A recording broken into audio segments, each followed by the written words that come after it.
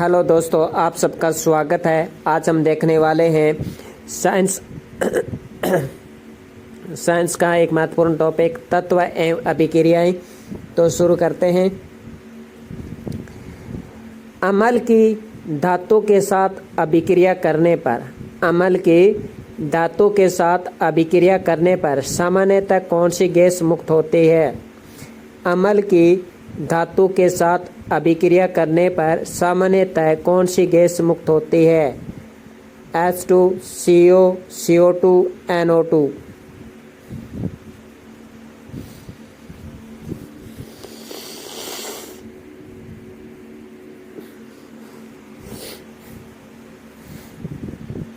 इसका सही आंसर होगा H2। अम्ल की धातु के साथ अभिक्रिया करने पर H2 गैस मुक्त होती है। अगला क्वेश्चन, अम्ल क्षार के साथ अभिक्रिया करके लवण और पानी बनाता है। इस अभिक्रिया को कहते हैं। अम्ल क्षार के साथ अभिक्रिया करके लवण और पानी बनाता है। इस अभिक्रिया को कहते हैं अपघटन, संयोजन, उदासीनीकरण, अपचयन।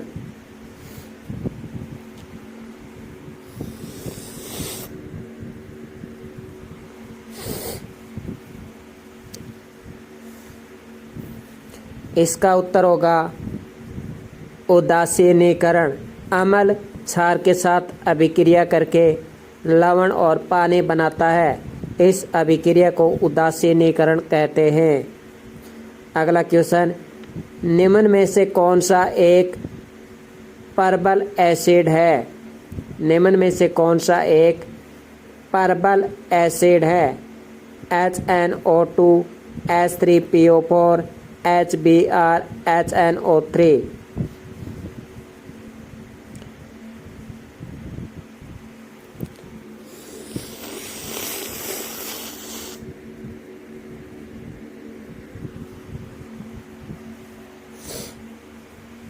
इसका सही आंसर होगा HBr।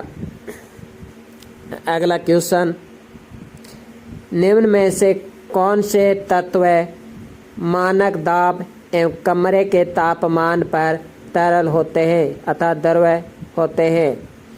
निम्न में से कौन से तत्व मानक दाब एवं कमरे के तापमान पर तरल होते हैं? Helium, bromine, mercury, chlorine. नीचे दी कोटों के आधार पर सही उत्तर चुनिए।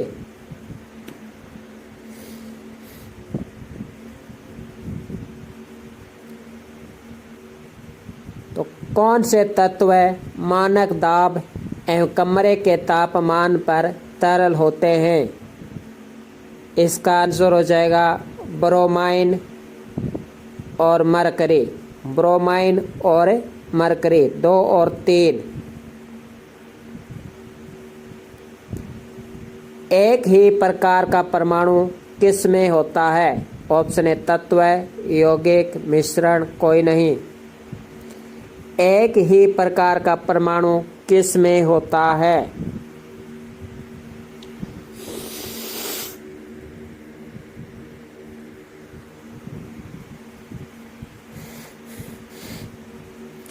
इसका उत्तर हो जाएगा यौगिक। इसका उत्तर हो जाएगा तत्व। एक ही प्रकार का परमाणु किस में होता है?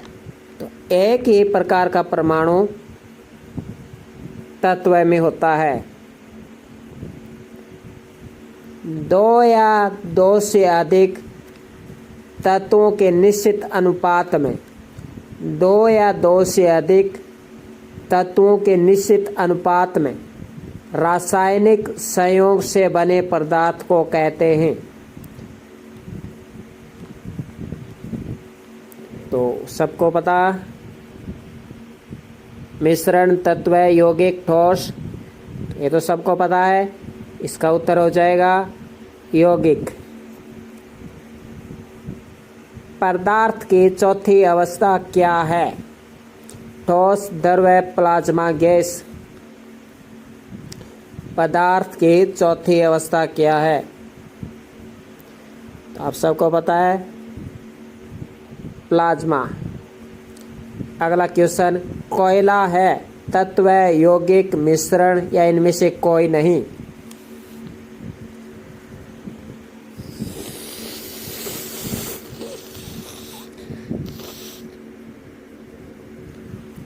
तो क्या है?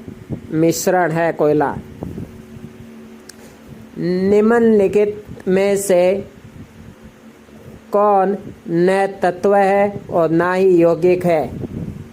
इनमें से क्या है ऐसा जो कि न तो तत्व है न ही यौगिक है? तो आप सबको पता है इसका उत्तर जल, पारा, सोडियम क्लोराइड, वायु। न तत्व है न यौगिक है वायु। अगला क्वेश्चन, रासायनिक समीकरण में अभिकारकों को लिखा जाता है। रासायनिक समीकरण में अभिकारकों को लिखा जाता है बाएं पक्ष में, दाएं पक्ष में, दोनों पक्ष में, किसी भी पक्ष में नहीं। तो रासायनिक समीकरण में अभिकारकों को बाएं पक्ष में लिखा जाता है।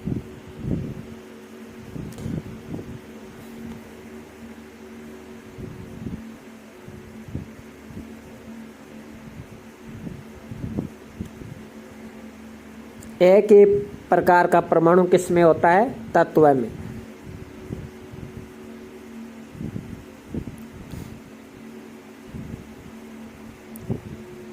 अगला क्वेश्चन, रेडॉक्स अभिक्रिया में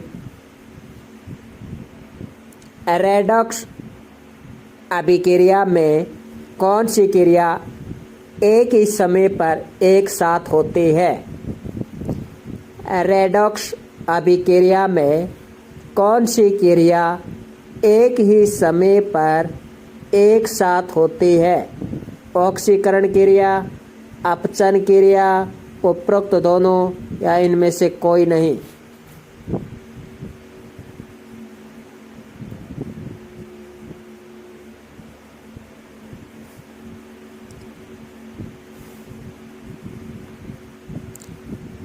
रेडॉक्स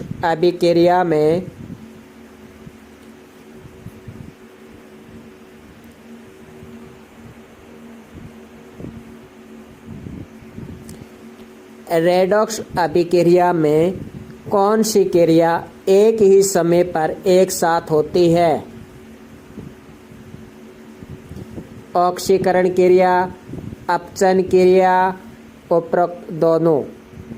तो देखिए, रेडॉक्स अभिक्रिया में ऑक्सीकरण क्रियाएं और अपचन क्रियाएं एक ही समय पर एक साथ होते हैं।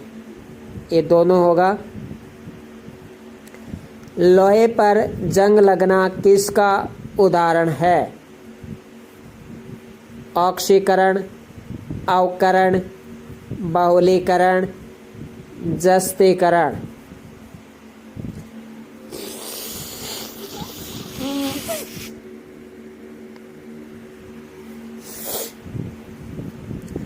लोहे पर जंग लगना किसका उदाहरण है? ऑक्सीकरण का। अगला क्वेश्चन, निम्नलिखित में से कौन सा मिश्रण धातु नहीं है?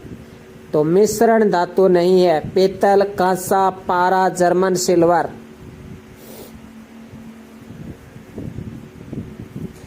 निम्न में से कौन सा मिश्रण धातु नहीं है? पीतल, कांसा, पारा, जर्मन सिल्वर।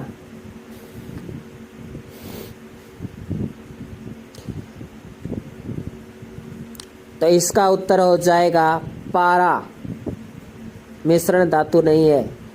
एक ही प्रकार का परमाणु किस में होता है? तत्व, यौगिक, मिश्रण या कोई नहीं? तो एक ही प्रकार का परमाणु किस में होता है? तत्व में होता है। एक क्रिस्टलीय पदार्थ की शुद्धता का निर्धारण किया जाता है। एक क्रिस्टलीय पदार्थ की शुद्धता का निर्धारण किया जाता है क्वथनांक से, क्रिस्टल संरचना से, निषेधन से, गलनांक से। एक क्रिस्टलीय पदार्थ की शुद्धता का निर्धारण किया जाता है।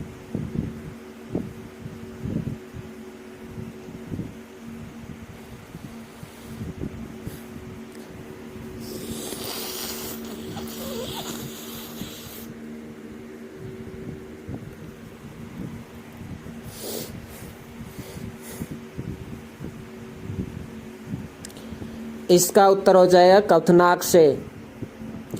एक क्रिस्टलीय पदार्थ की शुद्धता का निर्धारण क्वथनांक से होता है, न कि निषेधन से, गलनांक से और क्रिस्टल संरचना से। उत्तर होगा क्वथनांक से एक क्रिस्टलीय पदार्थ की शुद्धता का निर्धारण किया जाता है। अगला क्वेश्चन, निम्न में से कौन सा एक रासायनिक परिवर्तन नहीं है? केले का सड़ना, शरीर में भोजन का उपापचय, वाष्प के जल की बूंदों में रूपांतरण, अंडों का पकना। तो सिंपल सी बात है, केले का सड़ना रसायन है, शरीर में भोजन का उपापचय रसायन है, एक अंडे को पकाना रसायन है या पकना रसायन है, वाष्प का जल की बूंदों में रूपांतरण ये भौतिक है। निम्न में से कौन सा एक प्रतिऑक्सीकारक नहीं है? निम्नलिखित में से कौन सा एक प्रतिऑक्सीकारक नहीं है? Vitamin A, selenium, lycopene, aspartame. निम्न में से कौन सा एक प्रतिऑक्सीकारक नहीं है? विटामिन ई है, सेलेनियम भी प्रतिऑक्सीकारक है, लाइकोपेन भी प्रतिऑक्सीकारक है। इसका उत्तर हो जाएगा एस्पर्टेम।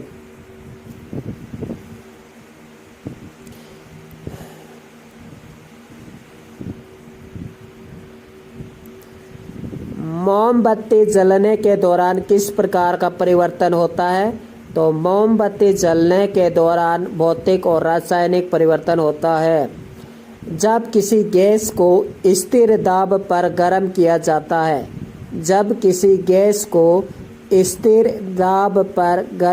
जाता है, तब इसका तापमान बढ़ जाएगा, इसका दबाव बढ़ जाएगा। तापमान और आयतन दोनों में वृद्धि होगी, न तो दबाव और न ही तापमान में वृद्धि होगी।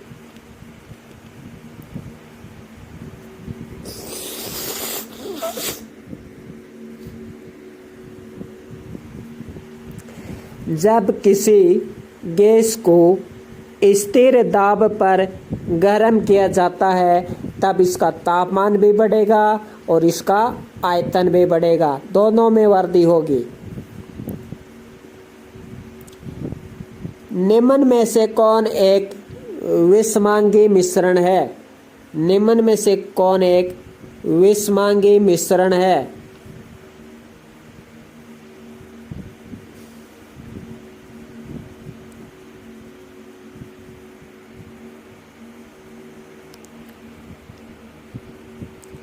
तो निम्न में से कौन एक विषमांगी मिश्रण है? विलयन, निलंबन, विलयन और निलंबन दोनों, न तो विलयन और न ही निलंबन। निम्नलिखित में से कौन एक विषमांगी मिश्रण है? तो इसका उत्तर हो जाएगा निलंबन।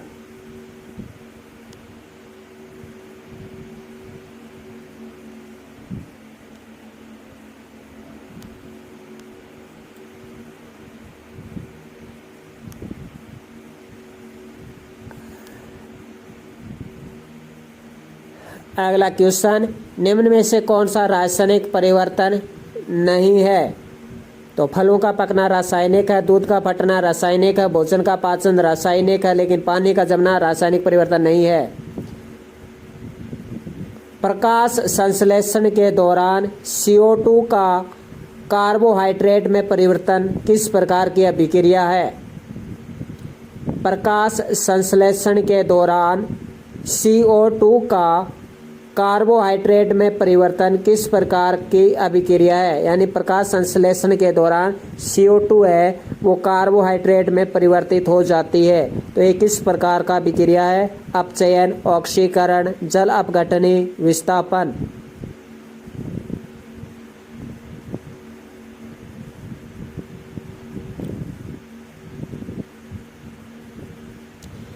इसका सही उत्तर हो जाएगा अपचयन।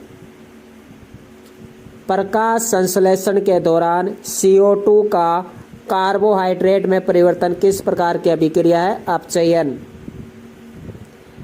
निम्नलिखित रासायनिक समीकरण को संतुलित करने पर Fe, H2O, Fe3O4 और H2 के गुणांक क्रमशः क्या हैं?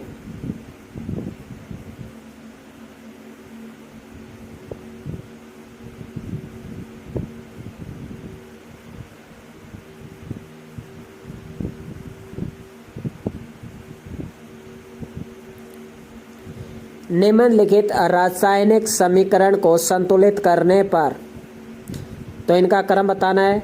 इनके गुणांक क्रमशः क्या क्या हैं? गुणांक क्रमशः किन किन के गुणांक क्रमशः हैं?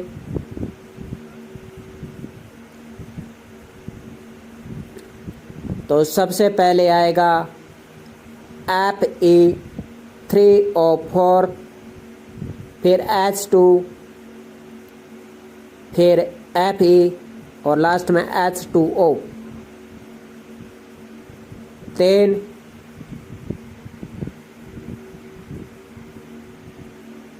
फिर H2 फिर 4, 3 4 3 4, एक और 4 डिलीट काट देते इन्हें। अब बचे 2 ऑप्शन ब और श।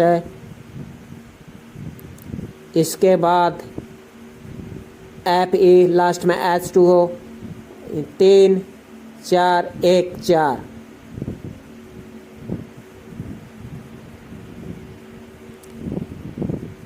तो निम्नलिखित रासायनिक समीकरण को संतुलित करने पर Fe, H2O, Fe3O4, H2 इन चारों को गुणा क्रमशः लिखना है। इनके गुणा क्रमशः गुणा के आधार पर एक क्रमशः इनका स्थान लिखना है। तो Fe3O4, इसके बाद Fe3O4, इसके बाद H2, इसके बाद Fe, लास्ट में H2O। निम्नलिखित में से कौन सा कथन असत्य है? जब कैल्शियम ऑक्साइड जल के साथ अभिक्रिया करता है तो क्या होता है? देखिए, जब कैल्शियम ऑक्साइड जब कैल्शियम ऑक्साइड जल के साथ अभिक्रिया करता है, ये बुझे हुए चूने का निर्माण करता है।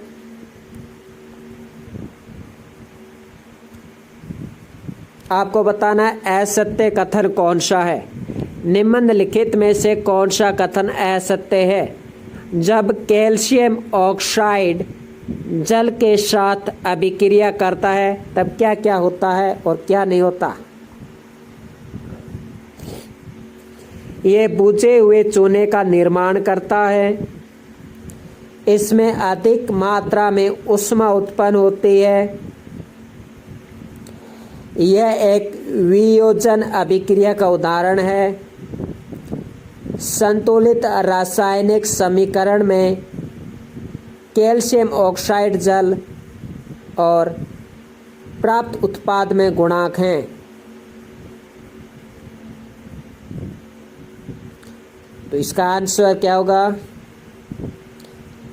देखिए, जब कैल्शियम ऑक्साइड जल के साथ अभिक्रिया करता है तो ये बुझे हुए चूने का निर्माण करता है।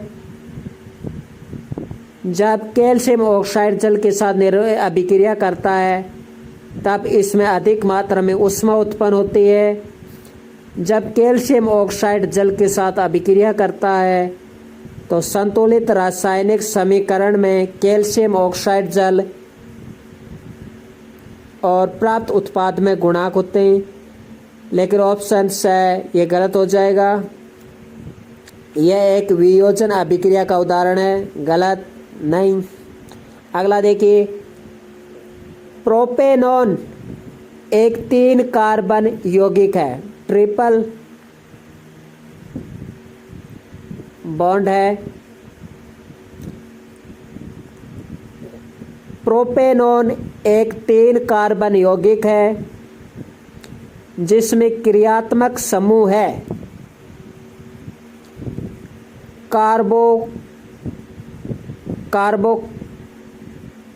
कार्बोक्सिलिक अम्ल, एल्डिहाइड, कीटोन, अल्कोहल।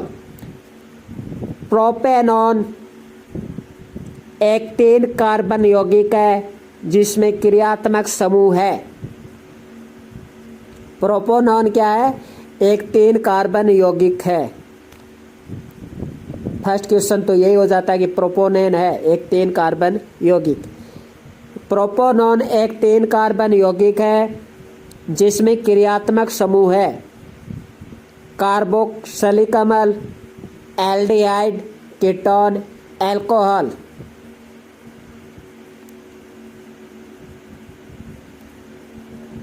इसका आंसर हो जाएगा कीटोन। प्रोपेनॉन एक 3 कार्बन यौगिक है जिसमें क्रियात्मक समूह है ketone.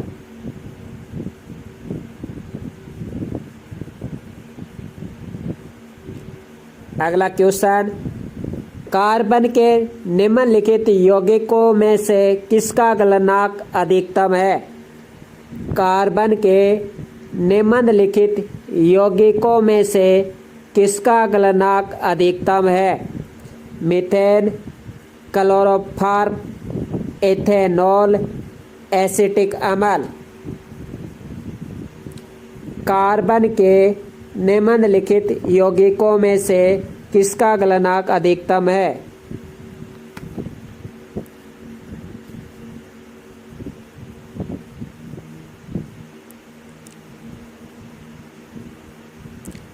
Methane, chloroform, ethanol, acetic अम्ल। इनमें से कार्बन के किस यौगिक में गलनांक अधिकतम है? चारों ही कार्बन हैं, इनमें से अधिकतम गलनांक किसका है? मीथेन, क्लोरोफॉर्म, इथेनॉल, एसिटिक अम्ल। इसका आंसर हो जाएगा एसिटिक अम्ल। अगला क्वेश्चन देखिए और इसका आंसर दीजिए।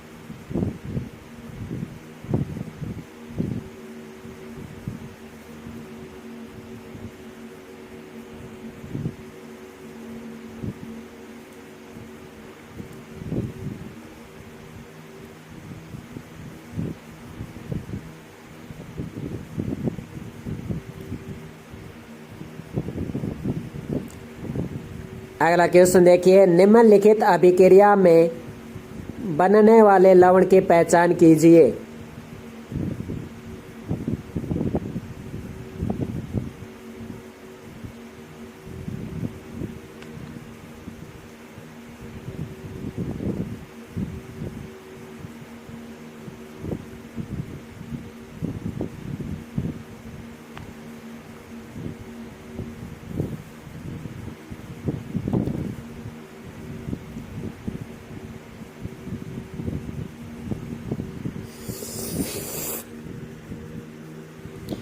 ये CET 2022 में आया था,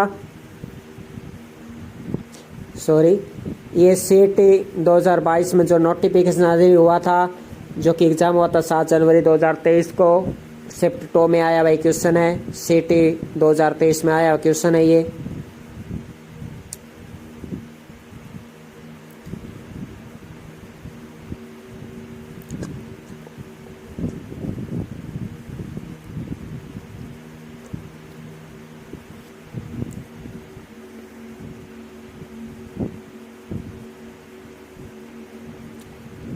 इसका आंसर हो जाएगा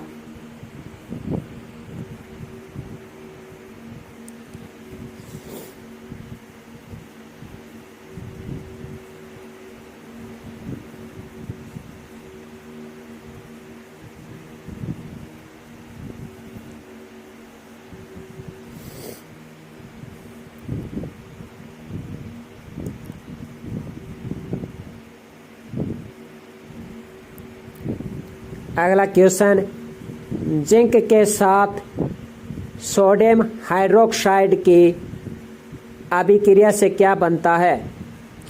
जिंक के साथ सोडियम हाइड्रोक्साइड की अभिक्रिया से क्या बनता है? बहुत ही अच्छा क्वेश्चन। जिंक के साथ सोडियम हाइड्रोक्साइड की अभिक्रिया से क्या बनता है? जिंक हाइड्रोक्साइड और हाइड्रोक्साइड गैस, सोडियम जिंकेट और हाइड्रोजन गैस, जिंक हाइड्रोक्साइड और सोडियम, सोडियम जिंकेट और पानी। जिंक के साथ अगर सोडियम हाइड्रोक्साइड की अभिक्रिया कराई जाए तो क्या बनता है?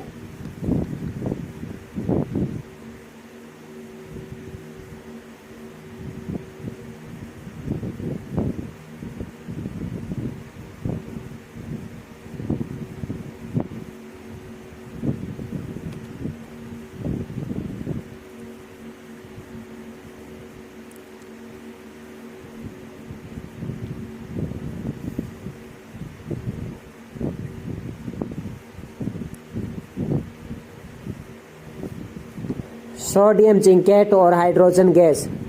अगर जिंक के साथ सोडियम हाइड्रोक्साइड की अभिक्रिया कराई जाए तो सोडियम जिंकेट और हाइड्रोजन गैस बनती है।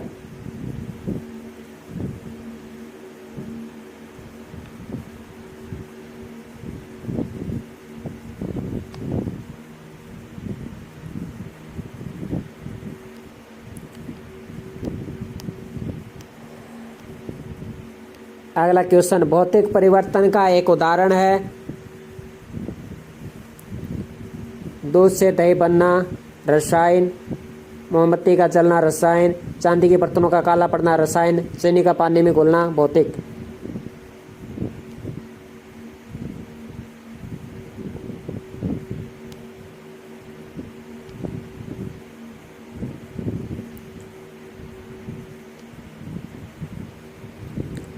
आज के लिए इतना ही, धन्यवाद।